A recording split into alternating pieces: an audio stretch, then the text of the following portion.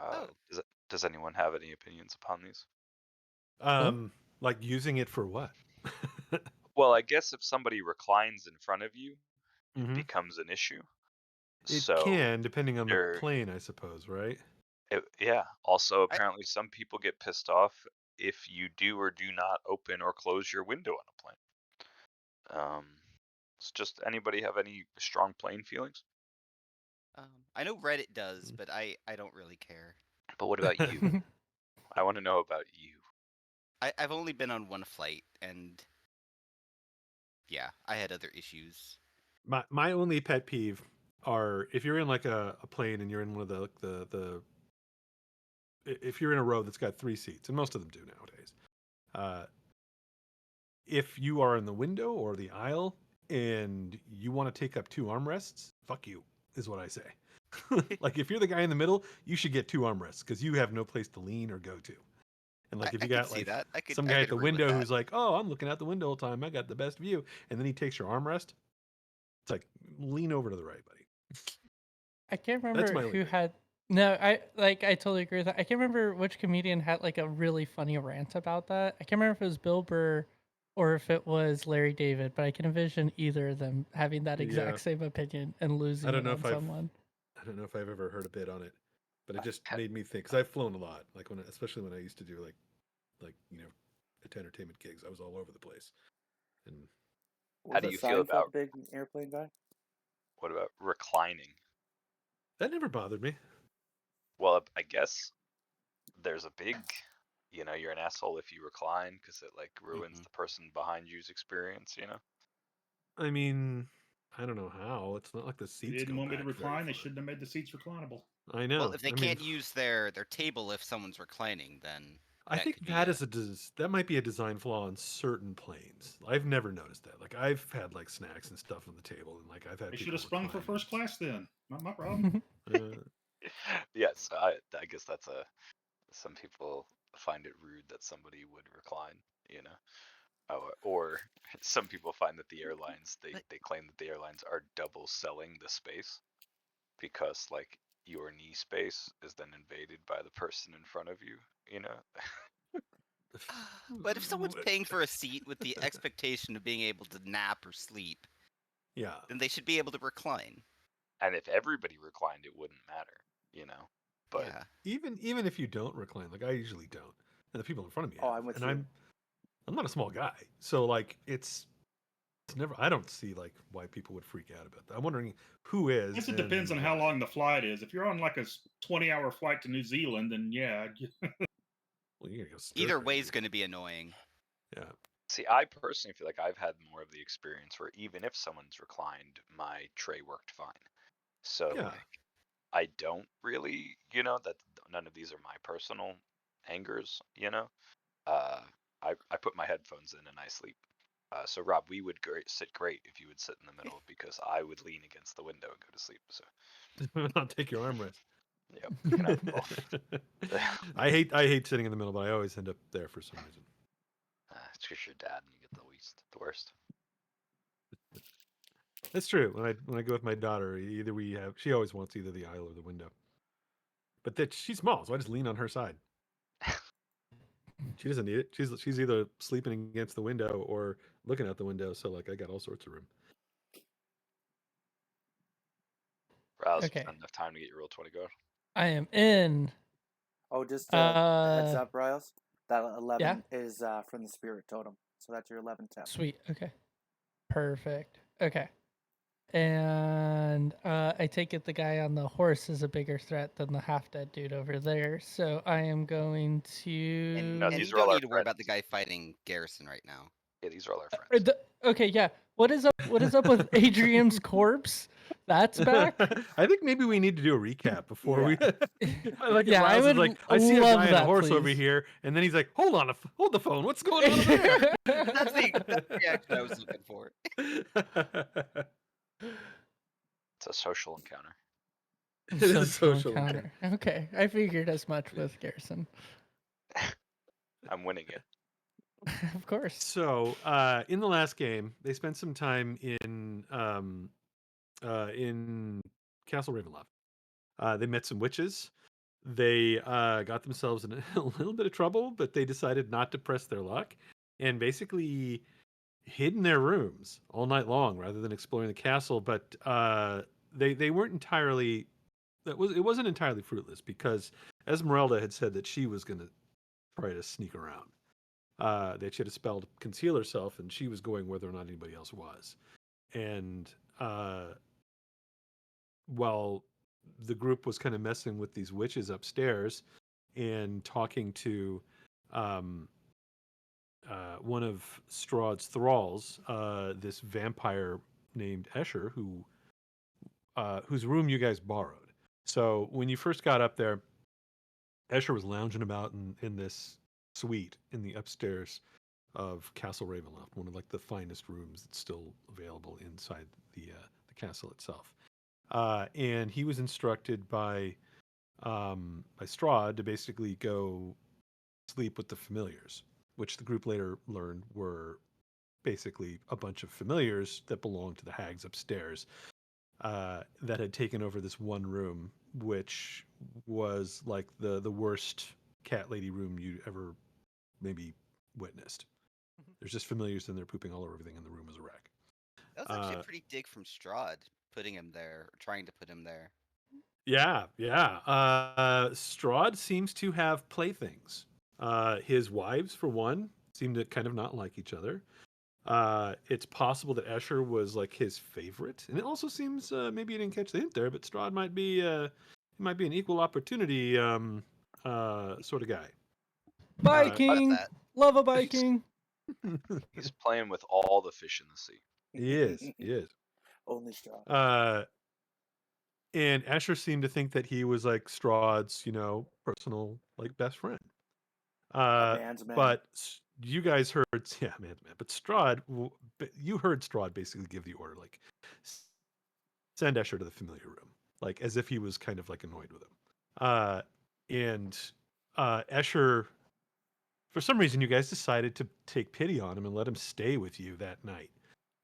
And there was only one giant bed in the place, but nobody slept in it. So like it was almost as if nobody was really visiting because he had like the room to himself. And the rest of you decided not to, like I said, not to explore or get yourselves in trouble. I think everybody was a little bit afraid of sneaking around in the castle and incurring the wrath of Strahd. Come morning, Esmeralda still hadn't returned, and everybody started maybe get a little worried that maybe she got caught or wasn't coming back. But right at the last moment, as Strahd's Chamberlain came to get you in the morning, uh, she returned invisibly and had to sort of be snuck into the room. You guys had to sort of uh, distract this guy long enough for her to kind of sneak in, and then that way you guys could leave together. And the idea was that maybe she was with you the whole time. And you were denied breakfast, even though the prince asked for, this is a B&B, right? Don't we get breakfast in the morning?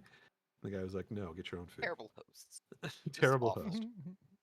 Literally kicked you out in the morning, and you guys left the castle. And when you reached the bottom of the mountain upon which the castle rests, you came to that crossroads, which is within view of like the bridge that crosses Sur Falls to the south, and the giant gates that head deeper into Barovia off to the west.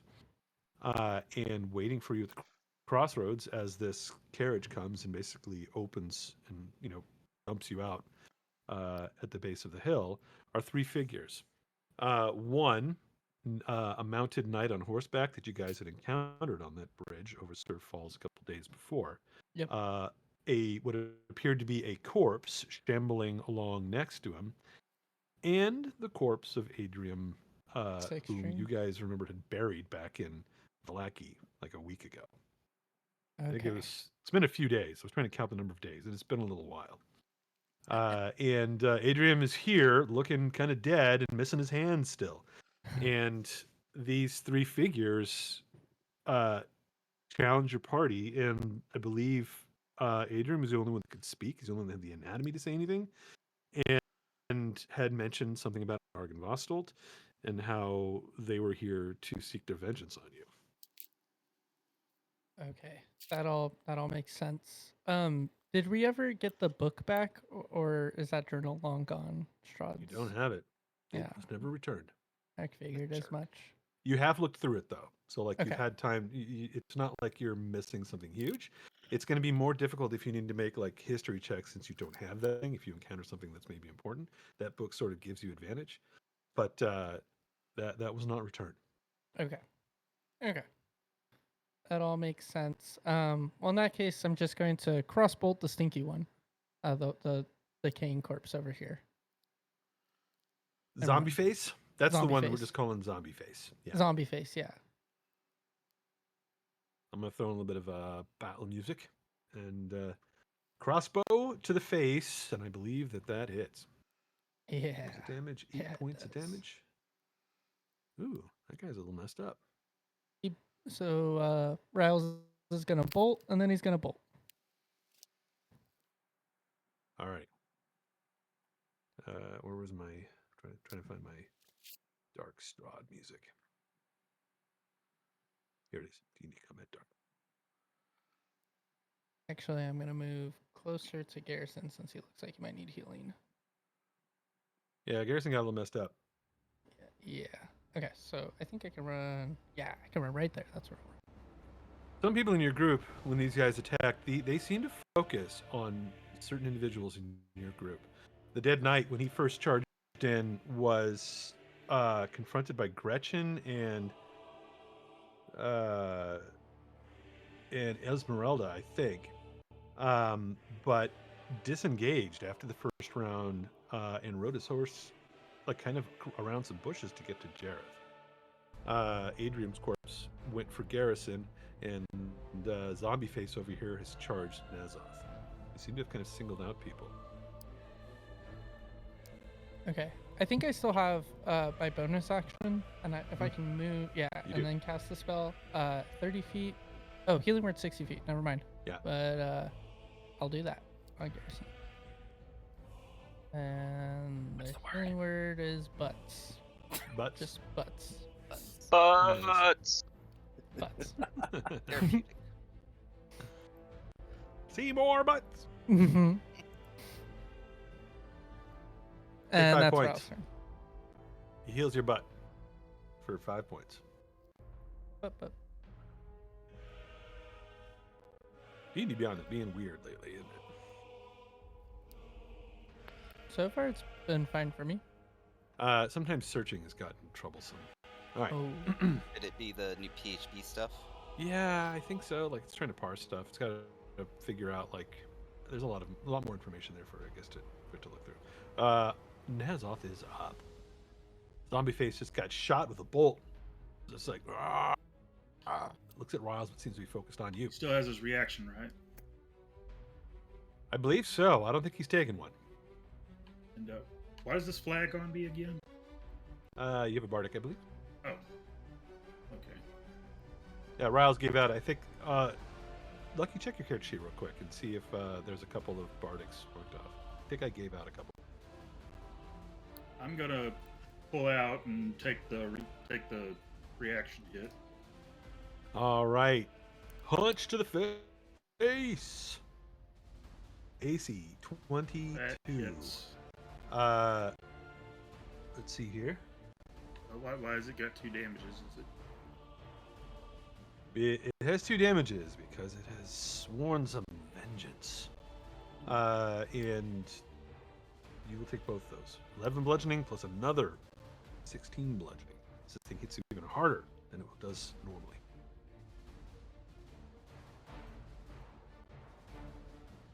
Well, that may not have been the best idea, but at least I can hellish rebuke him.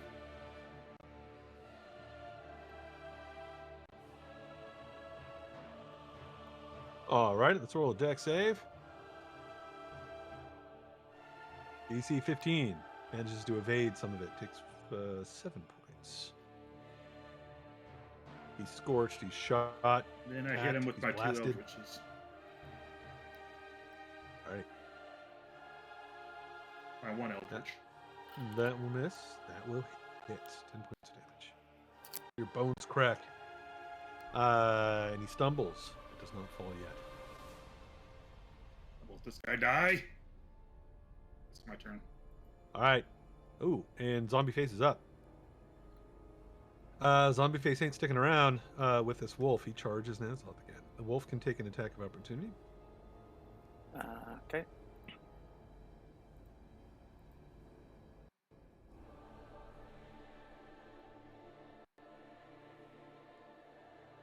No, Nazoth, take it the other way. This is your beast, right? Your summon beast, Yeah. I think.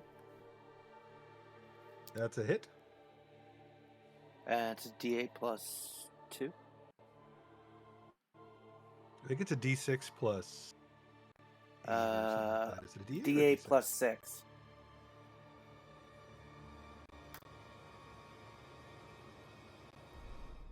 All right. 8 points. Tears into the back of him, pulling away some flesh, but not enough to bring him down. He comes in. 2 fist attacks at Nazoth.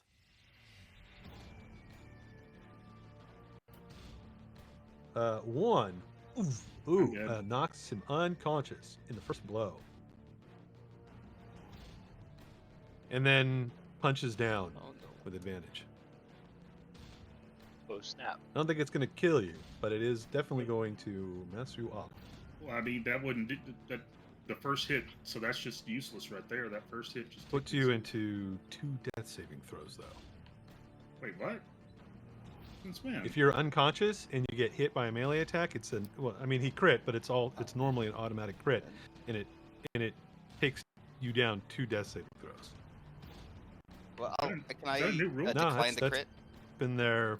That's a good question. I don't think I have taken a reaction this turn, but I'm not sure. I've never. It's always been once we're down, we're down. I never had the automatic 2 fails. It's only if you get hit once you're down. Yeah, And that's it has to me. happened. It's happened in this game before. I think to Garrison a few times. It doesn't come up much, but I like when it happens. I'm trying to find the death saves, but this is the thing. Like D&D Beyond is very slow on searches. Okay, where is it? Is it just not showing up now? Well, somebody's gonna have to heal me because I'm gonna die. yeah. I got you. I can these probably guys do it. are I'm playing coming for up. keeps. Garrison is Garrison wants to bring the pain down on Adrian's corpse is still moving about, right? yes, he is still alive. He's still corpse. Alright, so let's hit him with a unarmed strike. And a first level smite if I hit him. It was a 14 hit. That, 14 hits. They're not wearing any sort of armor or anything, so they're actually not too hard to hit. 2d6, is it 3 because of whatever he is? Alright, 11 more. And then my second strike with just anger and absolute defiance of this guy because they already beat him. These are my hands. Tries to punch him again. Gets the same score. Can I smite more than once in a round? Yeah, if you've got the spell slots. Cool. First. At least until the new edition. Alright. Goes into effect. Break the game. I think it's gonna let us play with 2014 unless we like bring in- Rob. Yeah, you can. It says Yeah, we're something still about playing with legacy 20. now. We're still playing with 20. Yeah, so and it'll mark it as 2014 rules or 2024 rules, I think. Yeah, I've got it as looks legacy. like another 11. Is that in the character? Now it won't let me look. It won't let me find the death saving throws from the old book. Being kind of a piece of junk. It's sending me to the new ones. Damage and Quick, healing. someone Let's see here. pull out a physical. Oh, here we go. copy. Death saving throws. Just to let you know where the rule is for this. Only damage at 0 hit points. If you take any damage while you have 0 hit points, you suffer a death saving throw failure. If the damage is from a critical hit, you suffer 2 failures instead. So if Gretchen can undo that crit, then that's just 1 death saving throw as opposed to 2. I will undo that crit then. All right. Well, if Jareth is going to heal me, then it doesn't. But Just in apparently, I don't case know how to things play happen. this game, so I don't know. I'll just let you guys. I'll take you guys' word for it. Garrison, your corpse is still up. Any bonus actions? Oh, my corpse is up. That's good because I'm alive. What am I doing? I've attacked twice. My bonus actions. I don't think I can do anything damaging. Nah, that's what I'm gonna do. That's me. I really thought I was gonna get him, but I didn't. They're damaged. The one on Nazoth and the one on you is pretty damaged. The one on the horse, nobody's really done anything to him. That's okay. And Jareth is up. Okay, first things first. Bonus action, healing word, Nazoth. What's the word? Damn. Is it still butts? No, it's damn. Take 5. And then I am within reach of that guy on that horse, so I can't do a range attack. So, Do you have your shillelagh? I don't have the shillelagh ready. No, so it would be just a regular hit with my staff. All right. Yeah, I doubt it's gonna do much.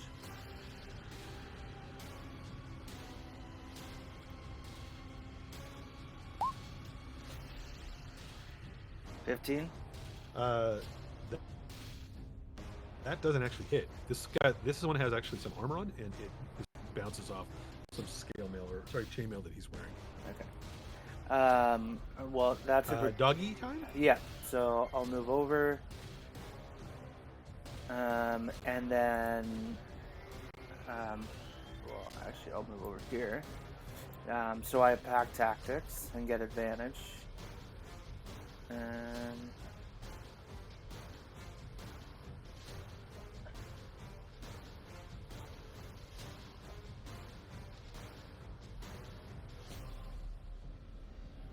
21. That hit.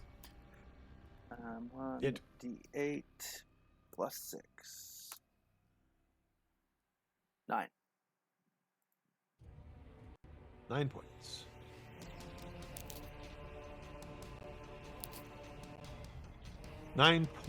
And this guy collapses to the ground. The wolf on top of him, ripping him to shreds. Okay. 5. And he's just like reaching towards Nazoth as the wolf takes him out. With Why has his, he got a hard on for me? I'm gonna use the rest of my movement just to try to get closer, and that's it. All right, Dead Knight goes and tries to lance Jareth a couple times. Spirit Guardians? Oh, that's right. Wisdom saving throw. Success. Damage? 11. 11 points of damage. Your weather's pretty good. And that's right, you get the Spirit Guardians out.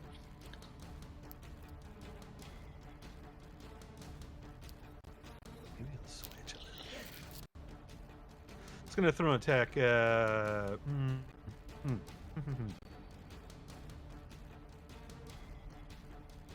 No, it's gonna go after Jareth. Jareth's its target.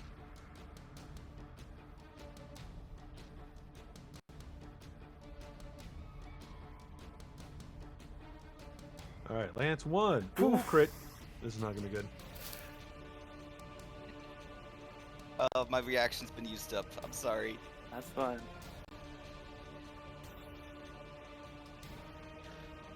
This is gonna no, be. I told you not to do the crit on mine, didn't I? 'Cause I didn't undo it. Wow, you were unconscious. Yeah. should've That saved it. is That the was my Lance bad. crit, and then the Vengeance crit is going to be 8 d4 or d6. Sorry. So first We is got drunk 11, with power. First is 11, then 26. and then 26, and then roll con, correct? To keep my Yeah, beast. yeah. Constitution saving throw. DC will be, what is this? 37. So DC. What is that? I credit. DC 18, I think.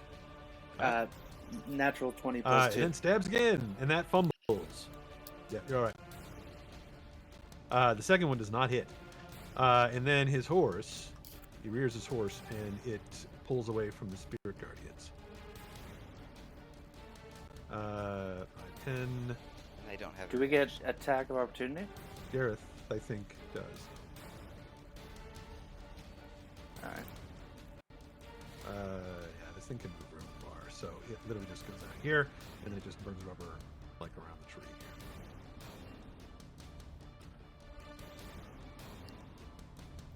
It can move.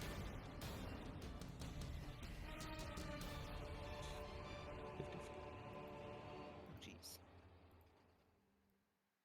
Oh, Oh wait, well, you missed anyway. I was going to say that his horse can disengage, which means that he just runs off. yeah. Without provoking, but it doesn't matter anyway. He runs down there and readies his lance again. Esmeralda is up and moves over to help Garrison.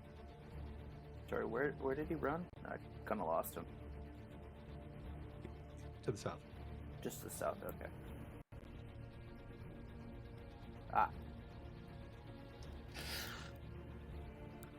Second here, I didn't have Esmeralda up, and the search function stinks, so I'm going to grab her from over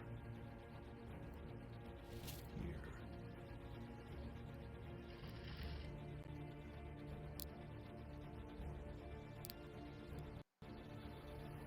There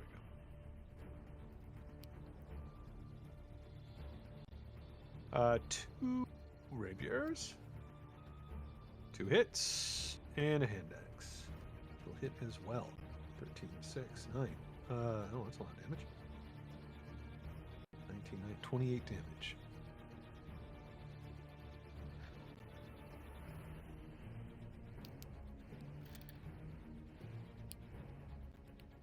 This one is still standing, but like he has been run through a couple times, and you don't really know what's keeping this guy on his feet at this point.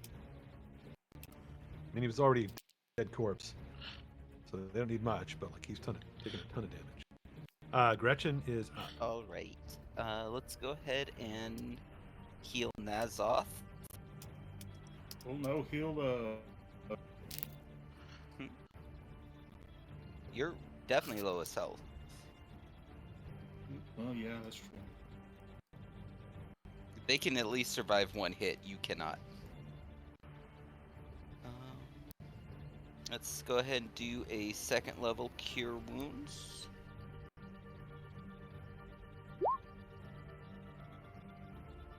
$17 healing. Alrighty. Anything else? Yeah, let's go ahead and use my bonus action to, let's see. It's either move or attack, right? No, you can move it and attack with it in the same round. Oh, okay. So let's go ahead and attack Adrium. Alright, go.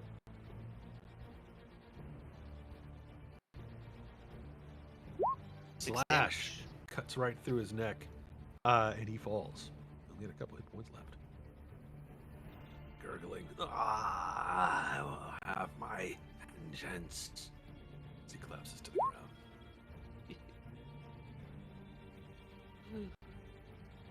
Okay, that's the second time. And we killed him. Waiting for the third. I'm not sure if this was him. And You think this was his body? Is that for Gretchen? Josh, that'll do it. the spirit of Argan's Fosshole has taken these corpses to come after us. Yep. Riles is up.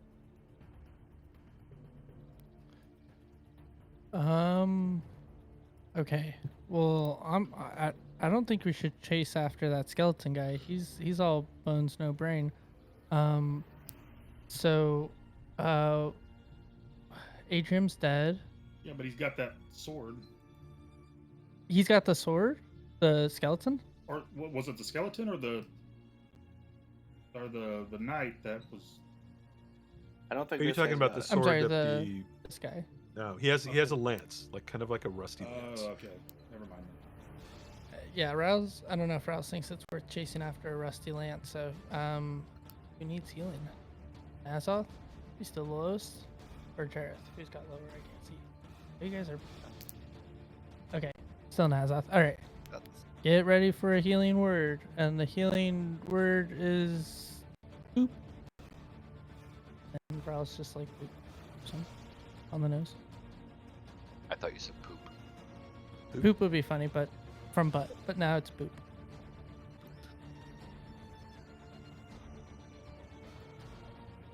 All right. Anything else from Riles? No. We're not chasing. Are we good? We're settled. We're still anxious. I think we need to heal up a little bit. Yeah. Okay. That's it. Nazoth is up.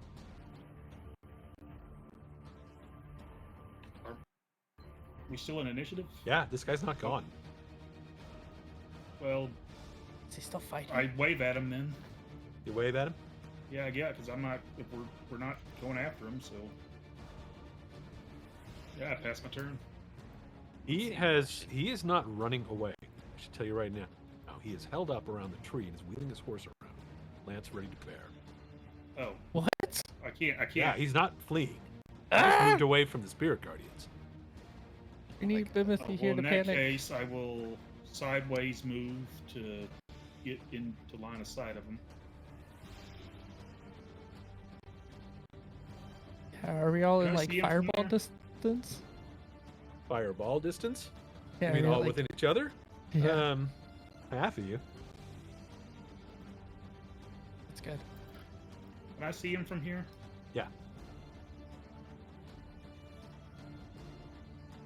You can the see. tree probably isn't quite as. Nah, the tree trunk is obscuring. just maybe like a five, like one thing here, and it doesn't take much to get Yeah. How do you like it? around it. Blam, blam. 2 hits. Nice. Looks like it's going to be 26 damage. I'll decline that. No, I'm kidding. It's gonna be 29. 30, it's gonna be 36 damage. Or no, 29. Yeah, 26. 26 20. damage. I got 26. Right. 26. 26. All right, is that it for Nazoth? Yep. Garrison. Garrison looks up to the sky and yells, "Thank you, Daddy Jeremy Crawford," and uses his fey gift of passage as a bonus action. You can help as a bonus action, and you and the creature you help increases your walking speeds by 10 feet. So I help Esmeralda. And then, you guys ever see Happy Gilmore? Oh, yeah. When the guy, hey, that's Mr. Huh? Gilmore's Of Jack. course. The big guy, So you, his boss. yeah.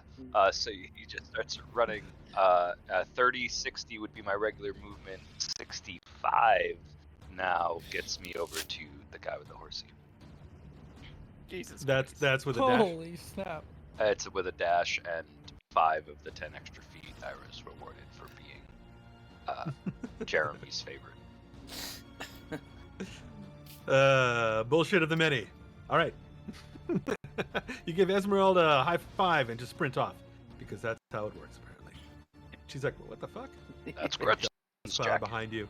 It's an after image of Garrison in a pose getting ready to run that vanishes slowly. Any bonus actions? That was. Oh, that was your bonus action, wasn't Yeah, it? yeah. To help. That's everything I got. Does she get a bonus to move too? She Or just gets you? 10 extra feet.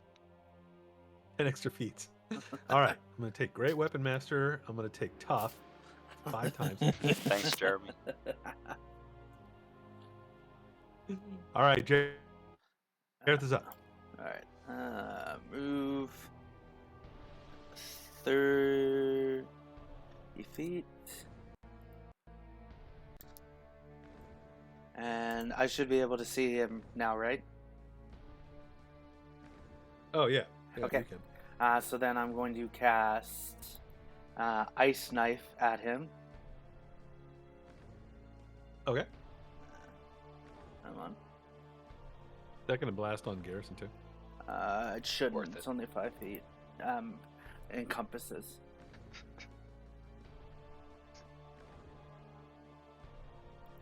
Within it, 5 feet of the thing you hit, or just 5 feet? No, What no. does it say? Doesn't it Well, that's gonna blast hit. a Yeah. foot sphere around you that also gets hit? Isn't that how this works? Hang on. So It's the you Alright, create so I a think he shard of gets- ice and fling it at one creature. You make the range attack. On a hit, Yeah. the target takes 1d10 piercing, and then hit or miss, the shard explodes. And each creature within 5 feet must succeed on a dex save or take 2d6 cold damage. Oh. Alrighty then. We can say that you're targeting the right of this thing, and then it's not going to hit Garrison. Yeah. This thing's big enough that that's, I think, okay. I So let's roll 2 saves. I nat 20 the save. Don't worry. Oh, okay, sweet. We'll get that. There you go. You're not going to get hit by it. All right, save for the knight. He saves.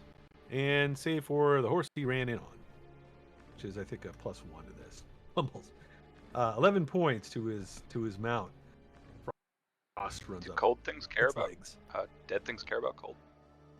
They Makes the can. bones brittle. Not everything that's undead is immune to it. Yeah. It cracks their bristle bones. Don't ask me how it works, but apparently it does. And this guy doesn't seem to be resistant to it either. But it's a save or suck, or is it a save for half? It's on must succeed or take save or suck. Save or suck. All right. Now, what about your doggo? He's just gonna dash if we do that. Yeah, and a dash down there. And that is it for me. He might. Has he got more than 30 or no? No, What's he's only got what's his 30. speed? Just 30.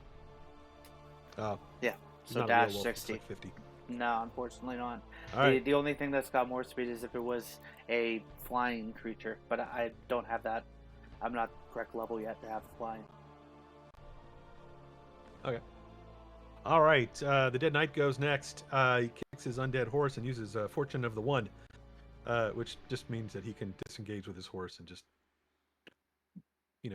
spit raspberries at Garrison as he charges Jareth. Of course he does. It's All got right, a Jareth boner. Lance incoming. Yes, he does. Misses with his first one, and with the second one too. He definitely got something wrong with his weapon. The I first fumbled time he and I rolled attacked me the 4. last game, he'd missed both of them as well. It's only the last round that he Yeah. actually hit. Yeah, you have some kind of ridiculous luck on you. It's the prince. And then, how far did he move? He was, I believe, here. And he can actually attack from 10 feet with the lance, so he goes there, and then he's got another 20 feet, which he will go.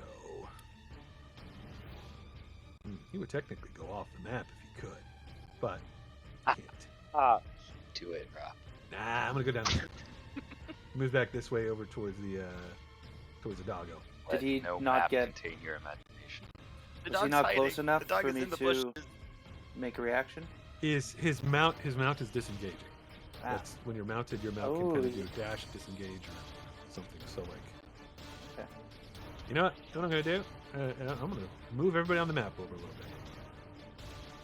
I'm going Garrison on this guy. He's just gonna Do leave the the map. hustle. Let's increase the width a little bit. Everybody, 3 steps to the left. All right, we'll do that, and then he will go from here. He'll 20 feet that way. Kind of ends up kind of running by you. He's missing with his lance. All right, Esmeralda's up, and halfway across the world. She's just gonna run this way. She does not have anything to move quicker than that. She's got 10 extra feet.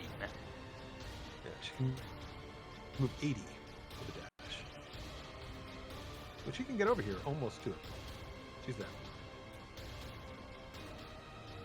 Gretchen's up. All right. So that distance is correct? Yeah. Okay.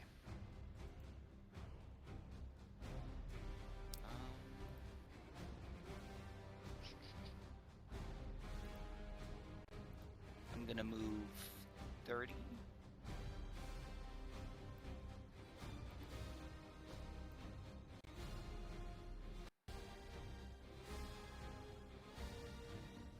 And then let's go ahead and do a guiding bolt.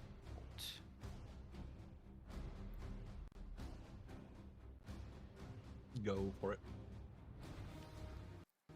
19 hits. 12 Kind damage. of lackluster damage, but that's a hit. It just damage.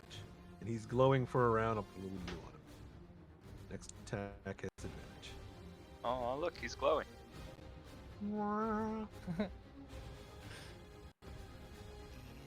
That'll do it. All right, let's go to Riles. Okay. Riles is going to take one step closer to the knight. And that puts him in range to do Vicious Mockery. Oh, no, wait, 2 steps. Damn it. Okay. And then he's Halfling going dash. to... You move like 10 feet. Yeah, just a little 10 feet. All right, And- wisdom saving throw. And he tells him, hey, dude, looks like you skipped leg day and arm day and everything day. And then he takes one step back. That joke was horrible. He takes 10 points of psychic damage. What's the second? There's another thing to that too, right? Disadvantage. On his next attack. Yes. All right, let's give him a little red there too. All right, heads up. So anyway, I kept blasting. You have advantage on the first- gun. You have advantage on the first one. Yeah, roll that one again. Woo, hit. Was that the reroll for the first one or your second one or where? That was the reroll for the first one. All right. 2 hits, 23 points of damage. And I'm just gonna stay there. All right, Garrison's up. Garrison has been outmaneuvered by a horse. He will. Let's see my little thing. Where does this get me? 35 is too far. I will go 30. Bonus action. Help Esmeralda again to get 5 more feet for a second time. And then. Boop. And attack twice. Wait, are you attacking the bear? Is that not the dude? Ah, motherfucker, I ran away. Can you still get to him? It's an ethereal bear, man. Let's check. I think you can, but I think I you went have to here do with your. 30. I think you then have I to need do your full bullshit 10. of the many with the hound and not with Esmeralda. No, that was 30. So then Oh, he okay. high fives Esmeralda and steps 10 feet over here. Sorry, I'm really zoomed out. If only this skeletal knight had eyes, he would be rolling them so hard. Sorry. Talk to He Jeremy does. They're about blue it. and red. Crawford! I His can next only vengeance will be sworn upon Jeremy Crawford. Garrison goes, I can only imagine how fucked up the new books ones are. In the new books, they didn't even have hobgoblins. They just took them out entirely. The new books, Vecna you killed can't every single lose. one of them. Threw them in the garbage. Alright, 2 attacks. Actions. Attack. Once. Attack twice. And if I hit him, I'll spell Hit strike. the first one, miss with the Oh, second. good. Alright, I will do a first level smite. Is that the same 3d6 because he's undead? 3d8. 3d8. Oh, I've been rolling wrong shit. Whoops.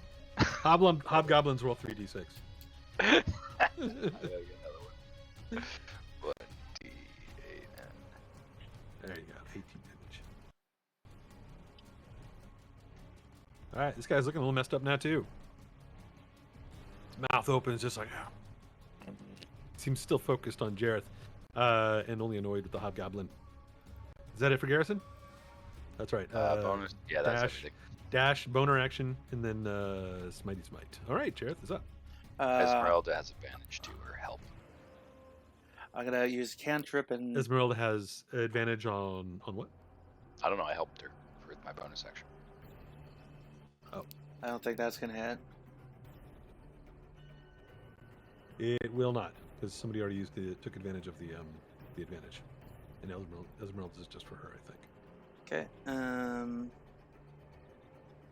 Then I'm going to use the bonus action to prepare Shillelagh for next round. And then All right. and then the Wolfy Wolf is gonna come in, and he'll have Okay. pack advantage because of Garrison. And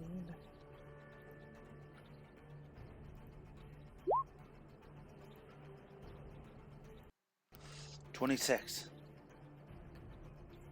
I'll hit. 1d8 plus 6. 12. 12 points. And that's it. Badly damaged, but not down. And it's his turn.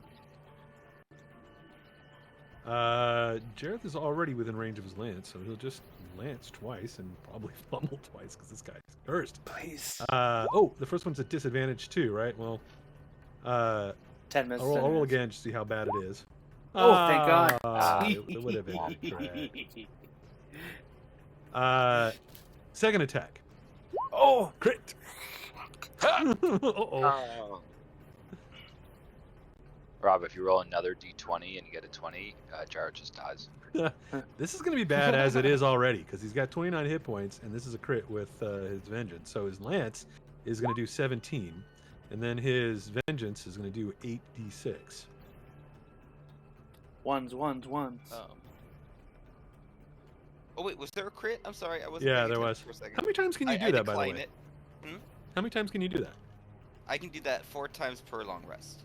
4 times? God, you're Yep, just as bad as, that's just as bad as the why I was Hobgoblin. That's why I was worried about it when I first got it. Remove 5 points from the first one, so it's 12 points, and then it'll be 4d6 damage. Roll low, 10 points. I think you're still up. Ooh. I'm teetering a bit. And then Sorry, I was looking at 2024 spells. I got that's distracted. okay. That's okay. You saved my There's only a life. few new ones. I Thank think. you, Gretchen. And then I and then the noticed quite a horse few books it differences. this way. I think you can go 5 feet. Like they changed how healing word works and a couple other things. Lances Jareth pretty badly and rides off and wheels his horse, ready to charge again if given another chance. Esmeralda is like, shit, we need horses here. And I think she's going to switch up tactics and cast a fireball. Advantage. That's right. I'll help you cast this from over here.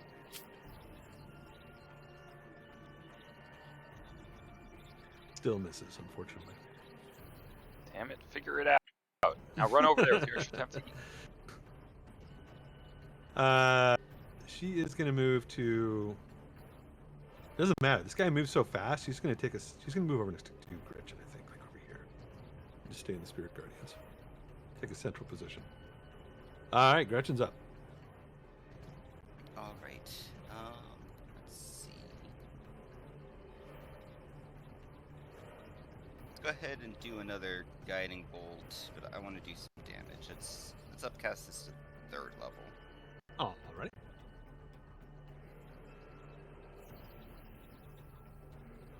Ooh, that's a hit. Oh, All right. smacks him dead on and blasts a hole right through him. Topples from the horse. And the horse just stands there next to him, doing nothing. As his smoking body just lies on the ground.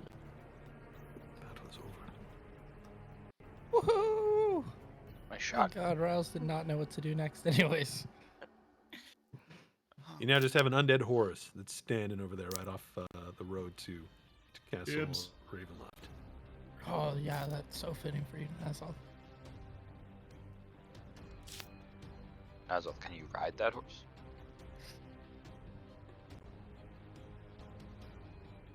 Probably not. No. Can I? That's You want to unfortunate. try? I have like half proficiency in animal handling.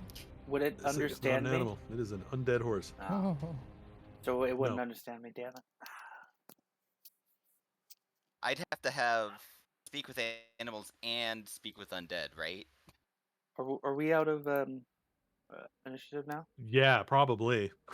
Okay, I'm We are gonna out of I've take. initiative. got speak with undead, and Barrett's got speak with animals. Can we combine them? You're trying so hard to talk to an undead horse. It's hilarious. I'm gonna take a potion if that's okay. Can I put peanut butter in Yeah, its you're mouth? out of initiative. You guys can act freely at this point. Only if it's undead peanut butter. Oh, perfect. It's like vegan or It some doesn't shit. I want don't that. know. It's vegan. Take a That's long what makes it rest. undead. I mean, or short rest. Don't use your potions. What? You want to sit out here for an hour? What if more of these things come back? This is crazy. We should start running down the road at a rapid pace in panic. Yes, because that is such a better idea. Problem solving. We should just do some cardio after that battle.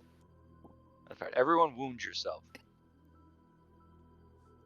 No, for real though, what do you guys want to do? Definitely a little spent, but I believe there was a reason we were probably traveling. We were trying to get away from this place, and then we got held up here, like just over the crossing of the bridge, right? I wouldn't mind Yeah, spending just another to night point at out this where you town. are on the map right now. Just to remind you where you are. Like, did you even You make are the outer right. gate yet? Yeah, we didn't even make it through the outer You gate didn't yet. make it to the outer gate yet. You're right there. I know we're tired, but I don't want to wait until we're out of this. At least past that border gate. Tired? Man, it's just past breakfast. You guys are like wanting to take a long rest already? Short rest. No, they short want rest. they want a short rest. Just chill out right here on the crossroads. Works for me. All right. Well, if you guys want to do it, yeah. Fuck it. Can All we right, at we'll sit least here get for on an the hour. other See what side happens. of the gate? Can we do that? Nope. I offered that. Nope. Sorry.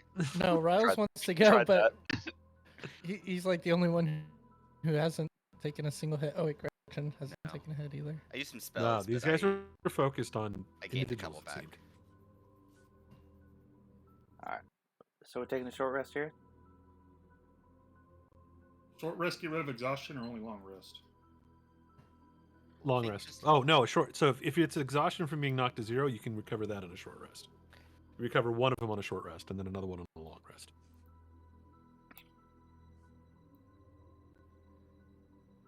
All right. Let's everybody roll a d20. It'll be fine. Oh. Oh, big numbers. Let's go. I don't know what they mean, but let's get them. Maybe we want low numbers though. We don't know. All right, I think that's everybody.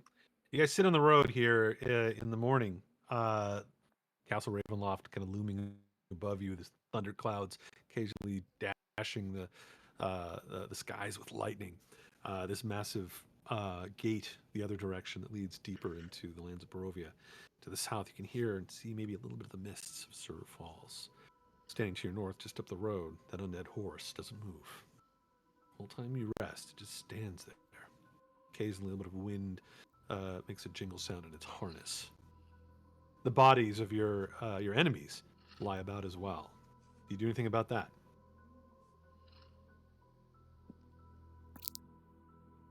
Looks like Riles is using one as like to hold his tea or something, just hanging out right next to Zombie Face. No, that's all. So do we make You're it right there too. for the That's short Nazoth. rest. That's not zombie face. That's Nazoth. Is that going to be the joke? You killed a zombie. That was a zombie. I thought it was Nazoth. You get your short rest. Nothing seems to come through in this time. But if you guys get back from a short rest, take it. If you're going to spend some hit dice to get some hit points, do that too. Okay. Now, we carry on past the gate. Can we walk past the gate now, away from the scary castle? I think so. Okay. Let's go back to the map here. Where are you guys planning on going? I think the plan was Berez.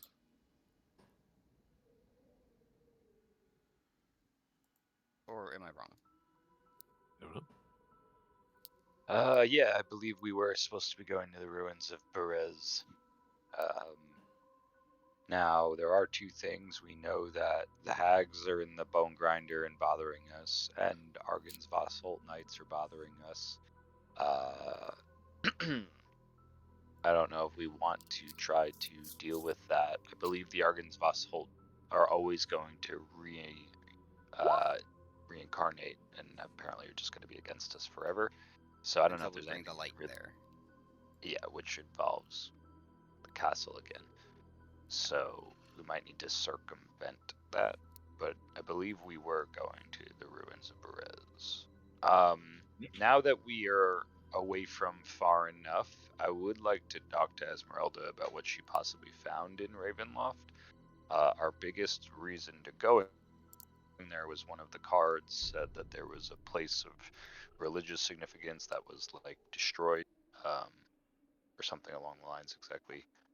So this might be a good point in time to find out what she learned. Alrighty. So you just turn to her and say, like, what'd you learn? And I'm assuming you guys are on the road.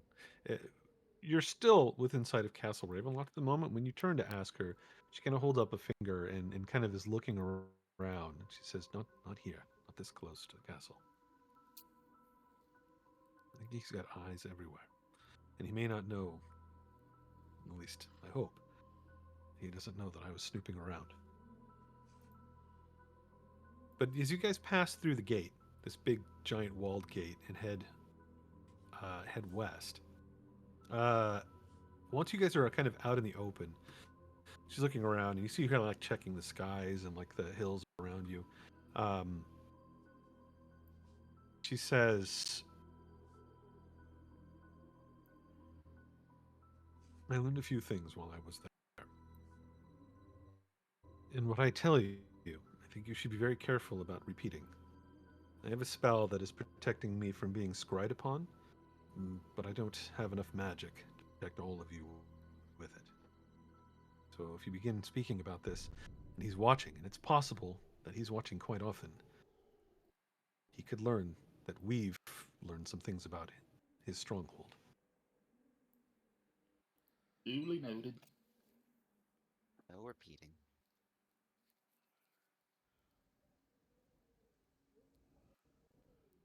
All right. First off, we were looking for a chapel, right? I found one. Took me a while to get there. But I know how to get there now. And if we ever find ourselves back in that place, we might be able to get there without disturbing too many of the other denizens of the castle.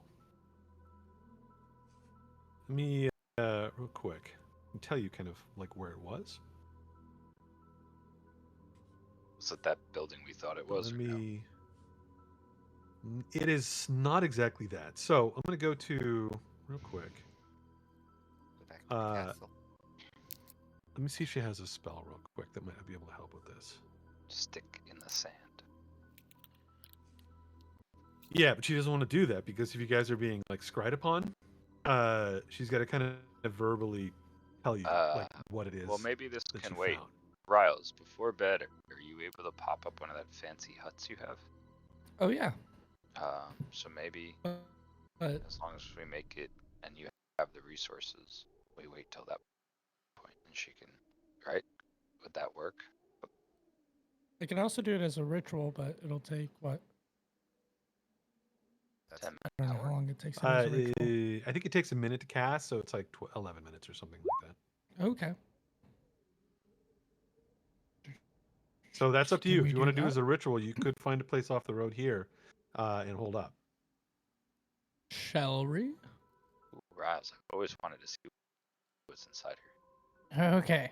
Yeah, Morales starts like doing like a crazy weird dance, and he's like throwing like little strings out of his pocket, and bum ba da bum, dun, dun, dun, dun, and then it's like a little fancy tent. So it pops up. Big enough for Is like it- what, Yeah. 10 people or something like that? Yeah. 8 Is people. the tent halfling Is size? it? It's Or- halfling No, no, size. no. Everybody has to like crouch. Right, the entrance is the size just for Riles. It looks like a circus tent, but it's halfling size, so it's like it's like everybody else can fit in there. But yeah, the door is only halfling size, so everyone has to crawl through. Crawl in. All right, is And it this says, the place you're 9 doing it? Are you creatures. doing it like I have you on the map? Not too far from like a bone grinder. Is this where you want to do ooh. it or somewhere else? Where should we go into the woods? Should we do it by the Oh. bone grinder?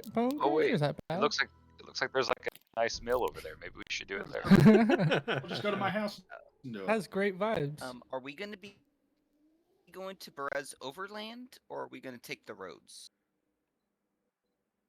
I'd say take the roads. Who knows what nonsense Rob's gonna throw at us? Because I think there was someone waiting for us on the far side, so the side we're currently on, right? Uh-huh. Okay. So we'll have to cross the river if we want to meet with them. I mean, If is we it go- traversable? Is this doable, Rob? It is doable, but you're out in the wilds. Yeah. I but don't we know got if this I And like magical it will that hut. it as will much as it will pitching take a you tent by longer the than lake. taking the road because you're going over. This is a mountain here, like there's elevation marks that these things are. You can do it. I think we plotted it out before, and the time would be maybe similar to taking the road, maybe a little bit longer. But if you want to avoid the road and Valaki and the bridges and if people are watching the roads, you could do that. But that there are like werewolves and monsters and other things like in the wilds, and you were warned that like the wilds are dangerous. If we were doing XP based level up, I'd say take the wilds, but since we're not, we go the roads. All right. Plus, there's a group of dwarves, a couple halflings, an elf, and an old man already going up the mountain, so we can't go that way. What? Lord of the Rings. No, we're That took taking me the a road. second. Why don't they just take the eagles? Right? I The know. eagles are just there. They want to help. They could The help. eagles are assholes. You only call America when you need it, because we drop bombs. All right. Of course, you take this political. That's the story. You have to attack the eagles' boats first. Once you've attacked their boats, then they'll get mad and join the battle. If you want an actual explanation, the reason they couldn't just take the eagles is because the eagles wouldn't help unless the Nazgul were dead or something like that. Cool. Yeah, Okay, it I was like that something one. like that because the Nazgul had they had some flying creatures and stuff like that. There was a reason, a couple reasons, I think. All right, but so yeah, are you Riles gonna wants set to up your pitch hut a over here? tent by the lake. You gonna pitch That's a what he tent wants by to the do. lake? Yeah. And then Yeah, that's what. That are you sounds gonna cast nice your to tiny hut Riles. first? Where's my What lake are you talking about? Lake Zarvich. Oh, okay. We're gonna walk another 10. just like 10 hours. like half a mile. The place is small. It doesn't take a long time to walk. Yeah. He's got short legs. It's that is it was about 5 miles from the gates. So let's get everybody, since you guys are traveling a little bit, let's get another roll from everyone. Another d20. Joy.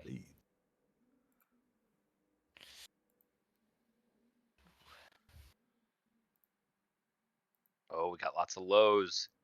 Is this thing on a bell curve at all, Rob? What are we looking at? You're looking for I'm an not gonna tell you. average. Don't tell me. No encounters along the way. I'll tell you that. It's not a bell curve. It is maybe, but there are things that affect it, and you just don't know what those are. you make your way to like this little gap in the trees, and you head to the beach. You set up your little tent on the beach of Lake Zarovich. The dark, glimmering waters spreading out to the north, and beyond them, the deeper parts of the Svalich Woods, and then even north of the Svalich Woods are even higher mountains than those that are to the south. They are called where are they? Mount Baratok. It's one really giant mountain up there, kind of towers above the others, and then it's like a whole mountain range that just blocks off the valley all the way up here. You set up your tent. You climb inside, and Esmeralda pulls out a piece of paper and starts drawing out part of the keep.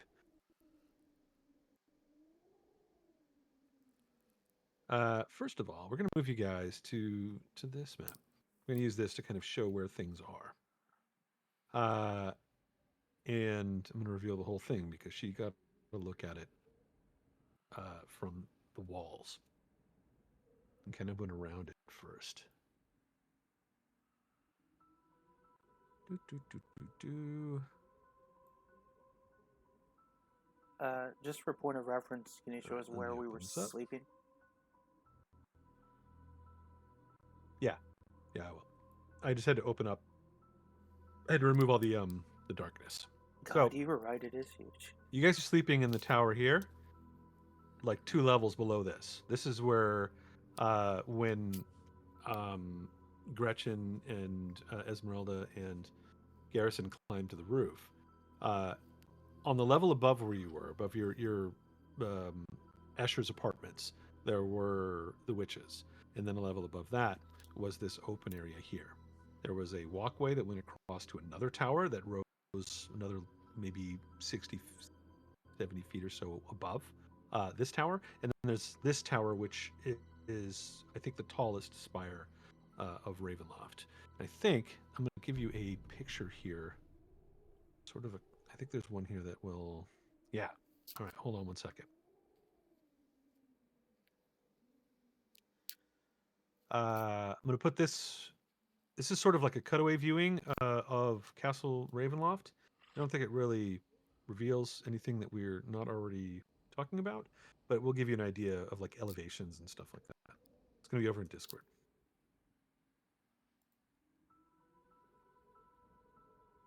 So when you look at this image, you'll see that there's that large tower, and then there's like the taller tower that is um, just to the right of the big tower, and you can see even the 2 windows that went into. I think those went into Escher's room, but let me double check.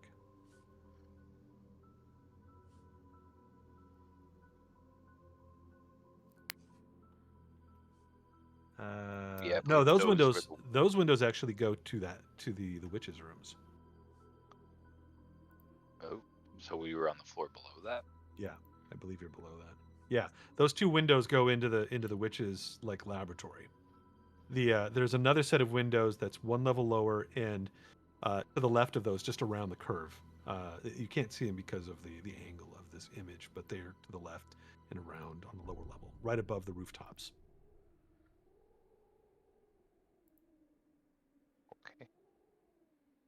Okay. And the Manus chapel was The chapel green roof is thing. it's so you see that there is 2 buildings that have green sort of rooftops. Yep. Uh, it's those. It's that It's both.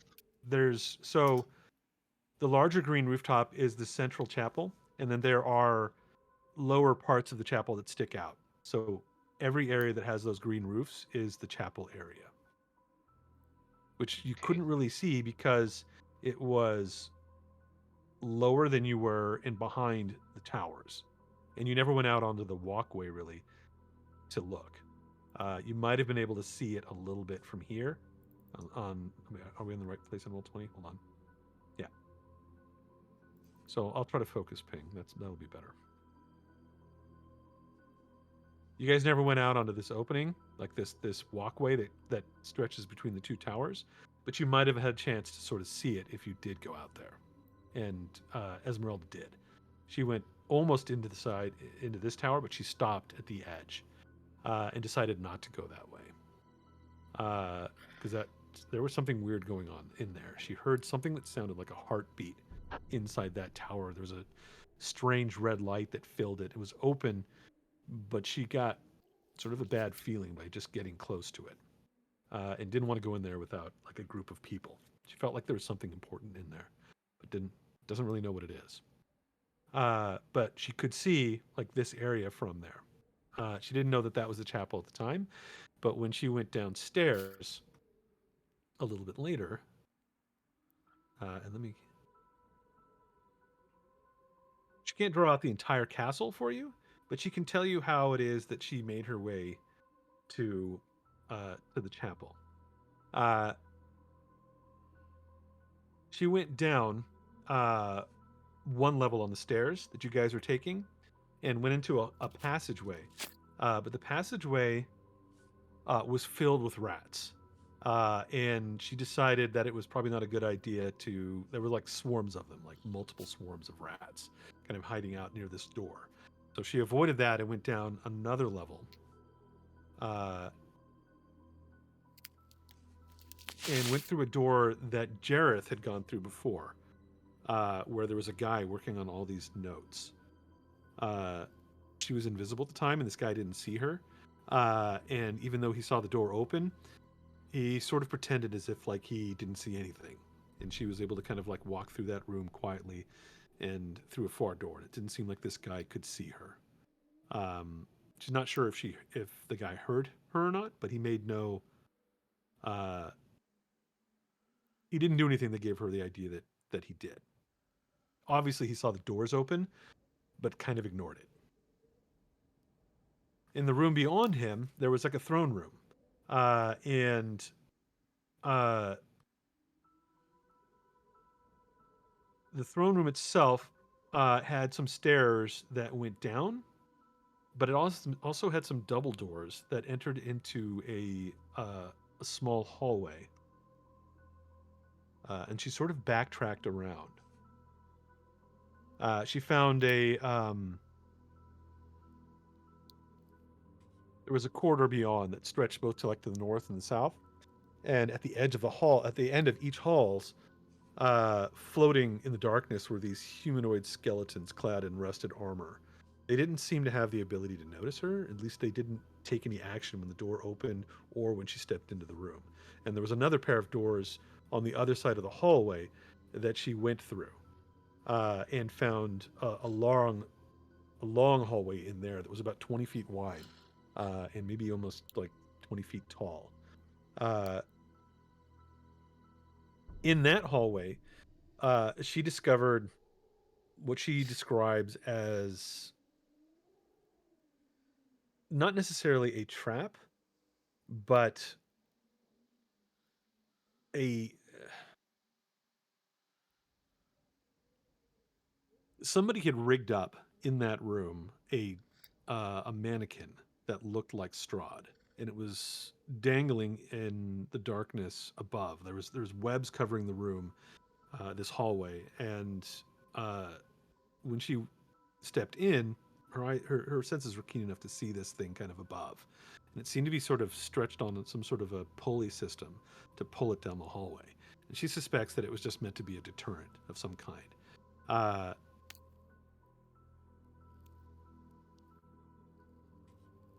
Uh, and when she passed down the hallway, it activated. She assumes that there's some sort of magic, that maybe like a magic mouth or something like that activates it, but it seemed to be harmless. Uh, and there didn't seem to be any other traps in that room, or in that hallway. At the end of the hallway, she came to another set of double doors that opened up onto a balcony that overlooked uh, the chapel itself. Uh, she didn't get too close, but she could see that it was the chapel. There were a pair of chairs on that balcony that looked down into the chapel, like right beyond the doors that she had opened.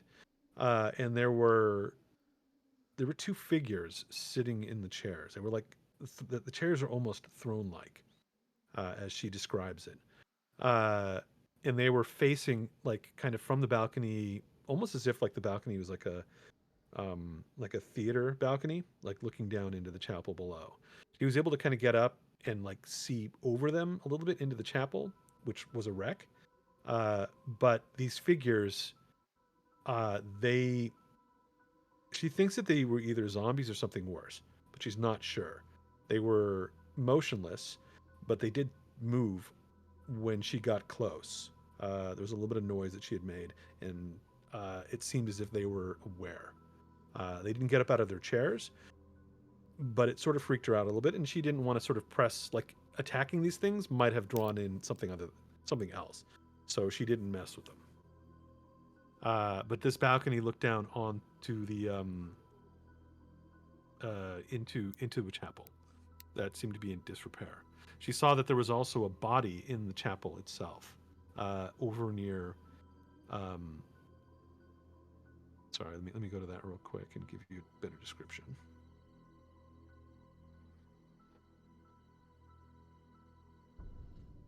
Uh, there was a body. She doesn't know if it was. It looked like it was dead. It was draped over an altar uh, at the far end of the chapel, and it wasn't moving. She thinks it either could have been a dead body or maybe another trap. Maybe, who knows? But it was on a level below her, and she wasn't going to risk alerting these guardians that were sitting upstairs. That's not all that she did, though. She found the chapel for you, but when she came back, that guy that was going through papers that was downstairs, the one that had the chamber pot that Jareth used, was with was with Rahadin, was with the Chamberlain, and she was forced to kind of hide out for a while, and she ended up meeting somebody interesting. And let me find out where they were.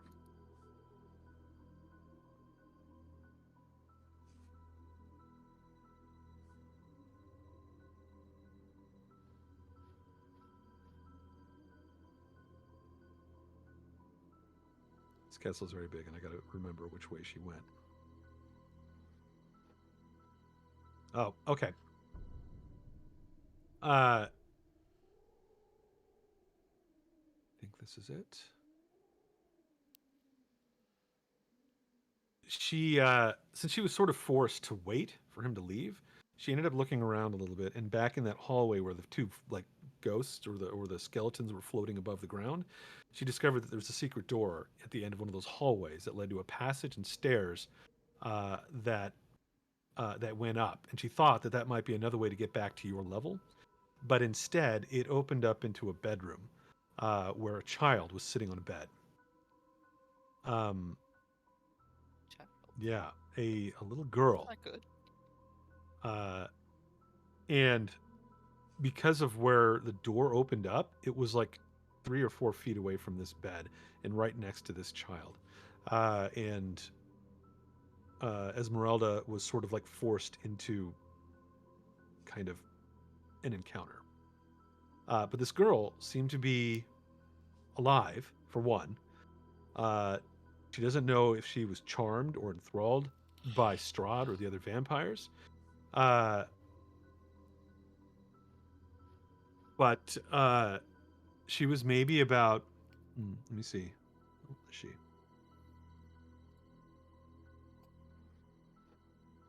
She's maybe like 13, 14. And she was dressed like in finery and was literally just sitting in this room, kind of like staring out the window, looking very bored.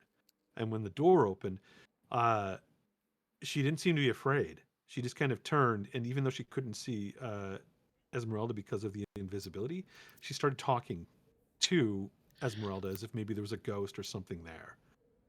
And Esmeralda learned that her name was Gertruda, and that she was from the village of Barovia.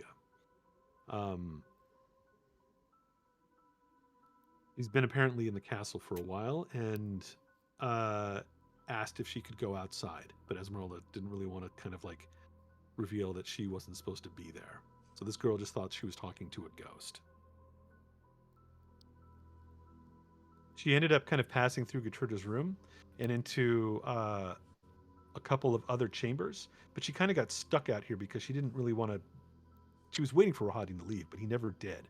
And then when she was exploring further, she found a library, a small library study room, and see, there's another place here. Gertruda's rooms were large. There was not only Gertruda's room, but there was a couple of chambers attached to it, as if Gertruda was. She's had even larger chambers than Escher. Let's just put it that way. Let me see here. Like she had a bath chamber, she had a large walk-in closet, but All for the all for kid. this kid. But there was nobody else there. Mm. And like right adjoining her room, there was like this study that had a lot of books, a big giant fireplace, and she found some doors and some passages that led to other places in the castle as well. Eventually, she made her way back by going through a dining hall, and she had to. Well, she tried to go through the dining hall, but that's where the rats were. She opened this door and discovered that that's where like the horde of rats was, and she had to kind of slam that door and kind of hide for a while because they made a lot of noise. That's why she was kind of hiding in the castle. She was stuck for a while in the lower parts. Ended up sort of hiding and waiting for hours because she couldn't keep her invisibility spells going forever. She discovered a way that goes down into the lower parts of the castle. That is that secondary tower. That seems to go all the way up. So on, let me point out that real quick. The tower with the red light. She found the base of that tower on one of the lower levels, and when she looked up, she could see that the red light that was coming from something that was suspended within this tower, just below the top level here. There was something hanging there, something large and red and pulsing, almost like a heart. But that tower also descends and goes deeper into to the castle as well, likely into the lower levels, like the dungeon areas. I think that's where The rats, eh? she avoided the first floor. But let me just check to see if there's anything over here. Yeah, she did not go to the first floor, so I don't have to tell you anything about that. Let me double check the second floor. Yeah, secret doors. She doesn't. The one tall spire that was right next to. Where is it?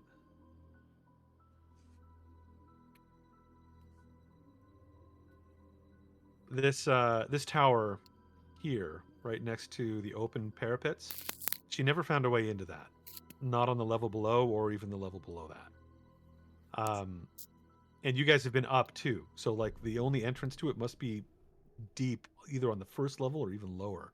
This is a mystery, this tower.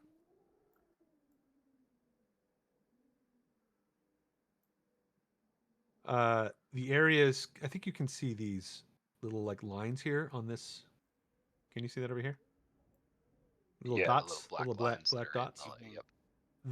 These Yep. walls connect to connect to the castle. But if you want to go, like if you're coming through the castle, there's a portcullis that separates sort of like the west and the east grounds of the castle, and that's what these little dots are. Or is a portcullis. There's a gate basically on the southern side of the castle, another one on the northern side. But if you can get to atop the walls, like where up here, there's a few different areas to enter the castle. There's also, she saw another one over here too. There's another courtyard kind of outside of the chapel, and two more portcullises. I think you can see them right there and there. And then there's another portcullis, one more that blocks off an area that goes. and kind of hangs out over the cliff. She didn't go that far. She only really kind of looked at it from the parapets up here. She kind of came out over here and then like looked this way, but didn't go any further.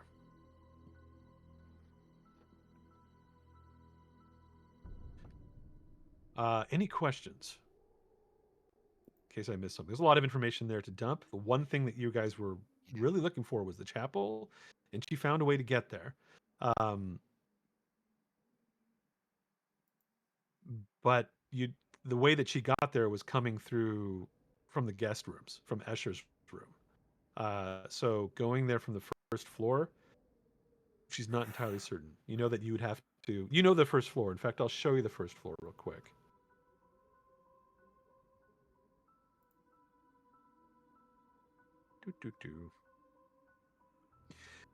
When you guys came in, I mean, you can see that there's like a grand hall here. There's stairs